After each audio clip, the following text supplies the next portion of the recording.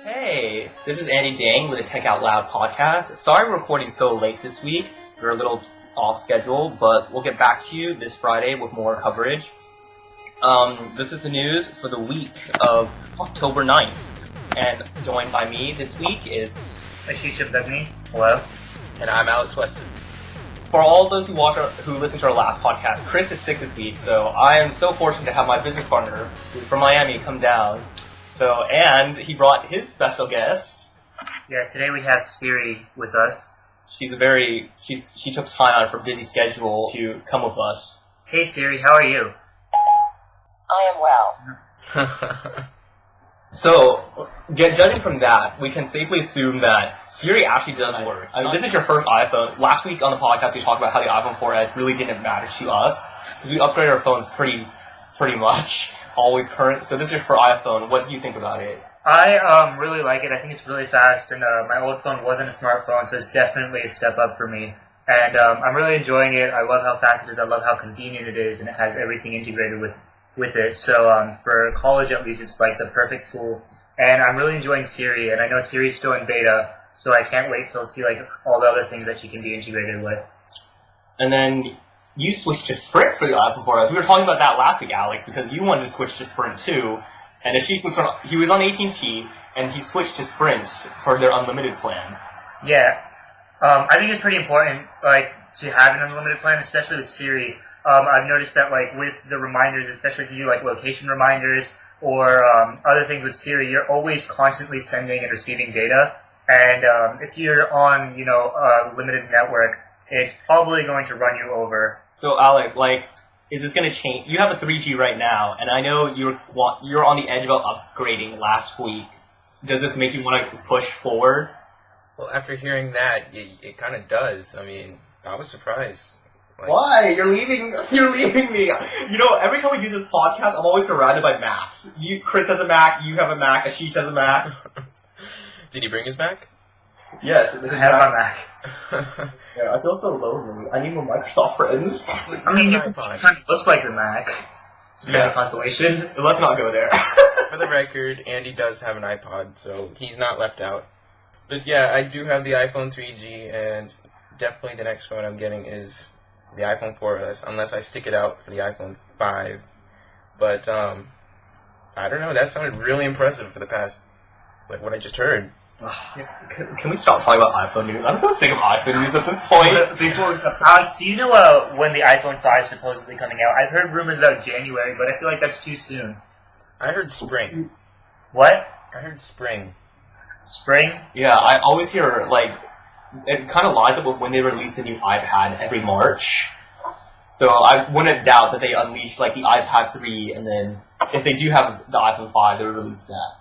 Do you think they're going to release it in 6 months? Well, that's the rumor.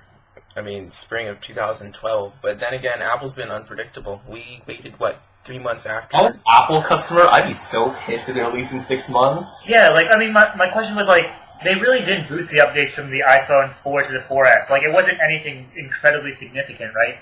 Well, hopefully incorporation of 4G LTE. Yeah, by spring we should have battery-efficient 4G. And then hopefully a bigger screen. I'm sorry, I cannot go back to 3.5 when I'm using a 4.5-inch screen. 3.5, yeah.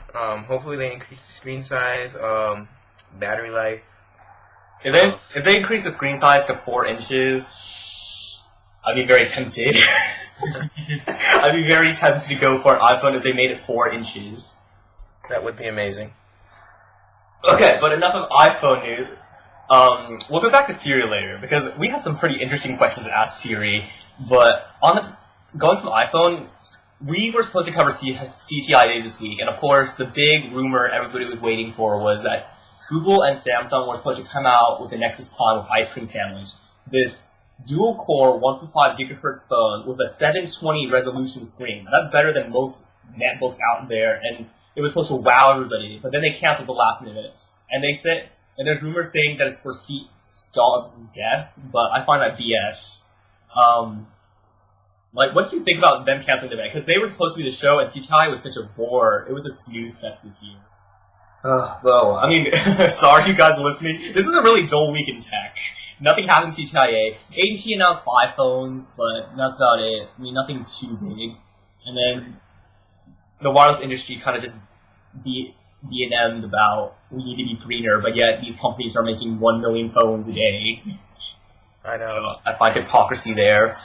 And then other than that, there was not that much going on. The BlackBerry blackout for this week. That was pretty significant. Oh my god, I can't believe we're going.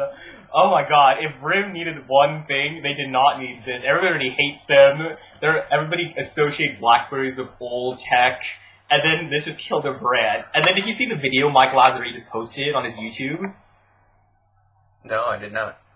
Basically, if you don't know who Mike Lazare is, he's one of the CEOs of RIM. They have two CEOs, which should set off alarm right away that you need 2 people running the company. And then Mike Lazare is very, very aggressive, and he's very defensive about his platform. Like, during an interview with BBC one time, they asked him a question about BlackBerry security in India, and he just basically said, that's an unfair question. Shut those cameras off right now, this interview is done. Really? He is such an arrogant man who does not see that RIM is going down, but, they're just, and then he comes out with this YouTube video sincerely, quote unquote, sincerely apologizing that we've let you down and you expect more from us. Well, honestly, I didn't expect more from you anyways. But I could tell that he was looking left and right while he was saying it. He was reading off a teleprompter for crying out loud. How do you feel about the BlackBerry industry? Oh, they need to die. It's going downhill. They need to die, or are they going to? No, they need to die, like now. Yeah, I've noticed that a lot of... Oh, what were you saying, Alex?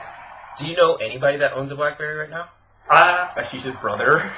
No, my brother actually got a 4S. Our whole family got 4Ss, so he no longer owns a BlackBerry.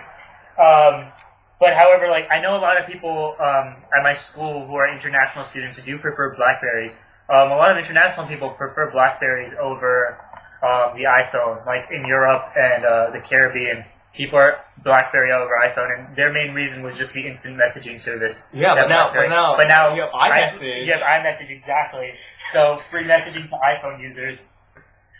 BlackBerry just needs to die. This is a crowded marketplace, and I want Windows Phone 7 to be the 3rd contender, and I really hope they do.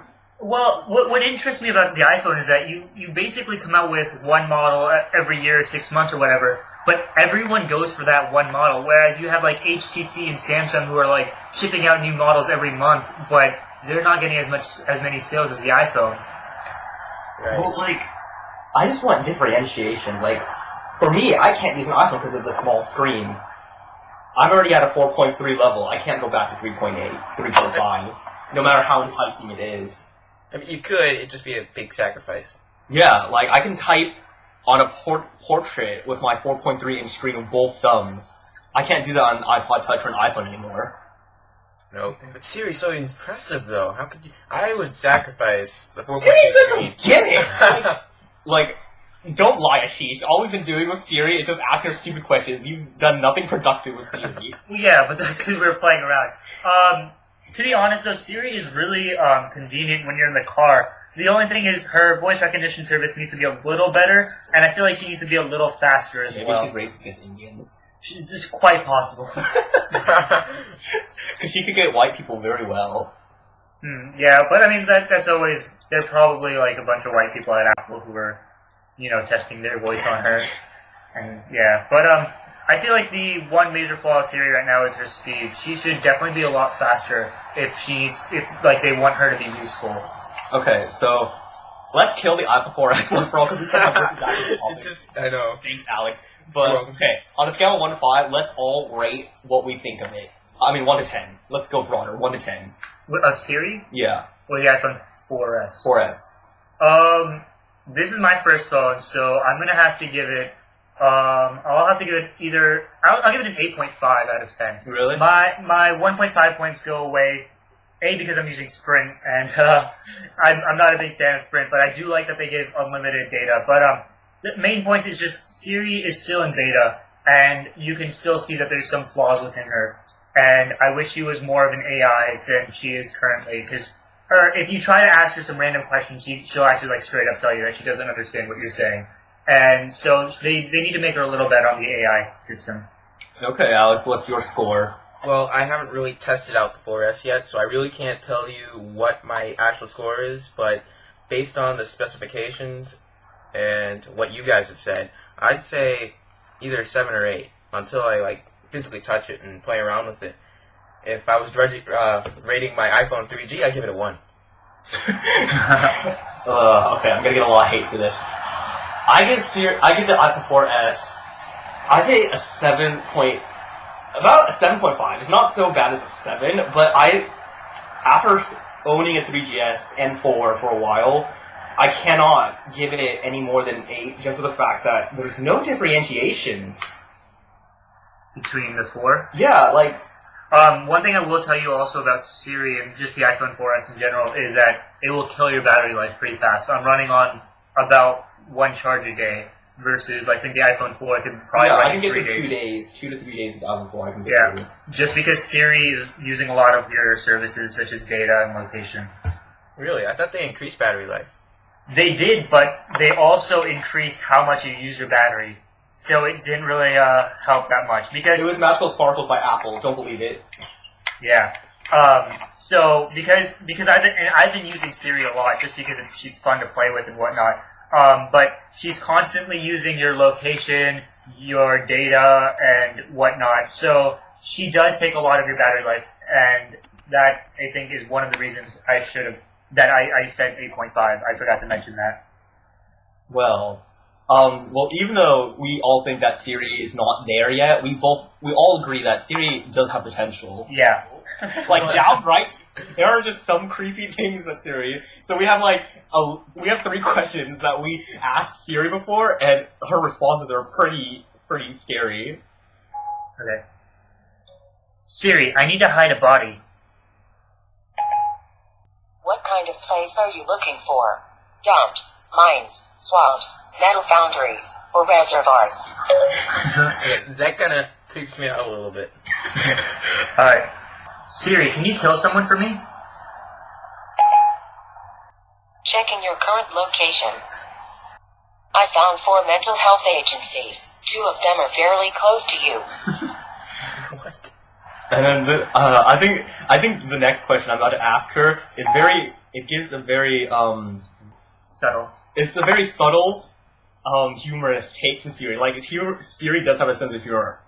Listen, I need some weed. I'm checking your current location.